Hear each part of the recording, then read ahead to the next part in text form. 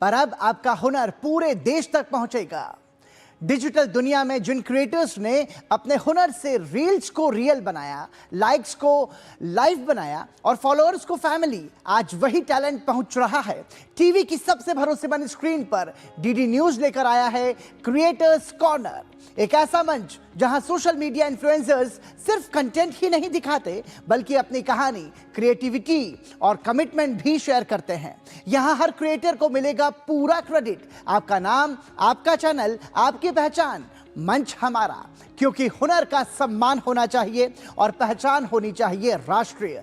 तो तैयार हो जाइए, रील से रियल तक, मोबाइल से मेन स्ट्रीम तक और सोशल मीडिया से राष्ट्रीय मंच तक के इस शानदार सफर के लिए आप देख रहे हैं क्रिएटर्स कॉर्नर, जहां क्रिएटर्स बनते हैं सेलिब्रिटीज।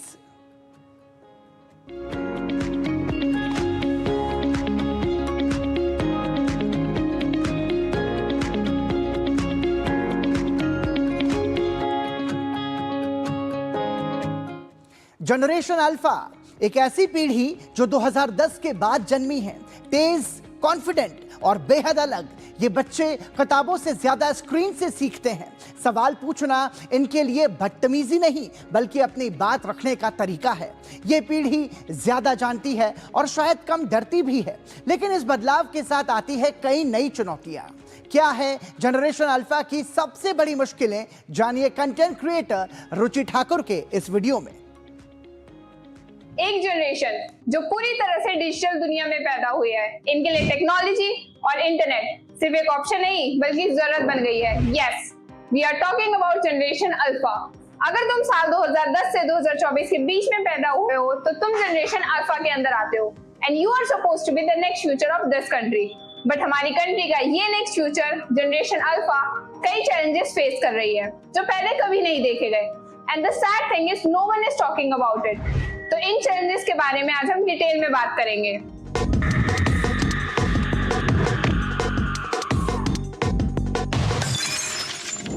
सबसे बड़ा और कॉमन चैलेंज जो जेन अल्फा फेस कर रही है वो है डिजिटल ओवरलोड।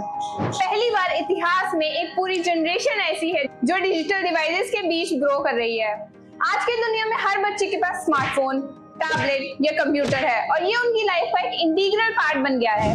आपको शायद लगे कि इतना डिजिटल एक्सपोजर इनके लिए अच्छा होगा, लेकिन ये एक्सपोजर इनकी अटेंशन स्पैन को कम कर रहा है। रिसर्च कहता है कि 2010 के बाद जो बच्चे पैदा हुए हैं उनका फोकस 10 से 15 मिनट ज्यादा नहीं टिकता। इसका रीजन है कांस्टेंट नोटिफिकेशन और मल्टीटास्किंग। ये बच्चे एक टाइम पर टीवी देखते हैं, ऑनलाइन गेम खेलते हैं और सोशल मीडिया पर भी स्क्रॉल करते हैं, जिसका सीधा असर इनकी फोकस और थिंकिंग एबिलिटी पर पड़ता है। अगला बड़ा चैलेंज जो अल्फा जनरेशन फेस कर रही है वो है उनकी सोशल स्किल्स का लैक होना। पूरे दिन ऑनलाइन दुनिया में रहना इनकी कम्युनिकेशन स्किल्स पे डायरेक्टली असर डाल रहा है। रियल लाइफ कन्वर्सेशंस और प्रॉब्लम सॉल्विंग स्किल्स इनमें कम होती जा रही है। सोशल मीडिया पर फ्रेंडशिप बनाना तो आसान है, लेकिन जब बात रियल लाइफ इंटरेक्शन पर आ जाए तो असलियत सामने आ जाती है। जस्ट इमेजिन, अगर आप सिर्फ इमोजीज और टेक्स्ट के थ्रू अपनी बात कहने की आदत डाल लेते हो, तो जब आपको रियल दुनिया में इमोशनली कॉम्प्लेक्स सिचुएशंस फेस करनी पड़ेगी तब आपका रिएक्शन कैसा होगा? यही रीजन है कि जेन अल्फा रियल वर्ल्ड रिलेशन को समझने में मुश्किल फेस करता है। एक और बड़ा चैलेंज जो जेन अल्फा के लिए डेंजरस बन रहा है वो है साइबर बुलिंग और ऑनलाइन सेफ्टी। जब इंटरनेट का यूज बढ़ता है तो उसके साथ साथ साइबर बुलिंग और ऑनलाइन हरासमेंट के रिस्क भी बढ़ते हैं। साइबर बुलिंग का केस जेन अल्फा के बच्चों के लिए एक रियल और सीरियस थ्रेट बन गया है। एक स्टडी के हिसाब से जेन अल्फा के बच्चे साइबर बुलिंग के विक्टिम बन रहे हैं, जिसका उनकी मेंटल हेल्थ पर डायरेक्ट असर पड़ता है। इमोशनल ट्रॉमा, एंजाइटी और इवन डिप्रेशन जैसे केस जेन अल्फा में ज्यादा रिपोर्ट हो रहे हैं। ऐसे में इनका ऑनलाइन सेफ्टी का सवाल सबसे ज्यादा बढ़ता है। जेन अल्फा के लिए सिर्फ गैजेट्स और सोशल मीडिया ही प्रॉब्लम नहीं है, एकेडमिक एक्सपेक्टेशन भी उनके लिए एक हैवी बर्डन बन गई है।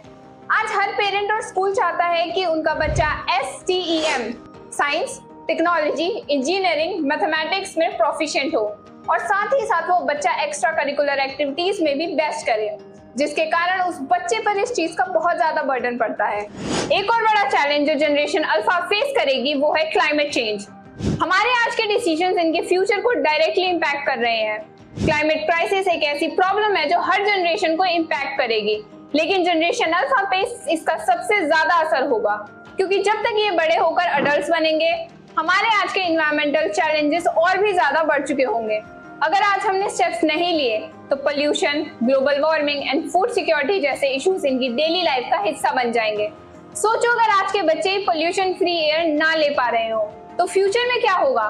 तो जनरेशन अल्फा के लिए चैलेंजेस बहुत सारे हैं, लेकिन इनके सॉल्यूशंस भी पॉसिबल हैं। हम सबको मिलकर एजुकेशन को रिफॉर्म करना होगा, क्लाइमेट के लिए एक्शन लेना होगा और टेक्नोलॉजी का रिस्पॉन्सिबल यूज सीखना होगा। ये जनरेशन तभी सक्सेसफुल होगी जब हम इनको एक स्टेबल और सस्टेनेबल वर्ल्ड दे पाएंगे। आज के डिजिटल दौर में